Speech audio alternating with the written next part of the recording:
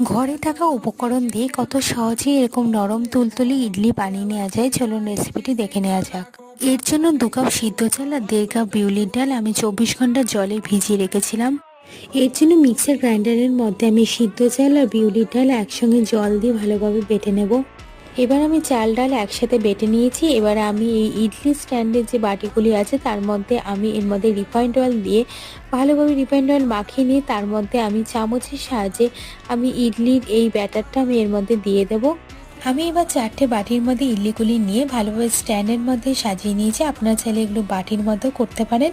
আমি এবার কড়াইয়ের মধ্যে জল দিয়ে ইডলি স্ট্যান্ডটা বসিয়ে দিয়ে আধ ঘন্টার জন্য মিডিয়াম আঁচে রেখে দেবো। তবে দেখবেন যে জলটা যেন ইডলির আধ ঘন্টা পরে এসে ঢাকনা খুলে আমি একটা খুন্তি দিয়ে ইডলিগুলির ওপরে একটুখানি কেটে দেখলাম যে খুব ভালোভাবে ইডলি তৈরি হয়ে গেছে। এবার আমি একটা প্লেটের মধ্যে ইডলিগুলি নিয়ে নিলাম। তাহলে আমার তৈরি হয়ে গেল নরম তুলতুলে ইডলি রেসিপি।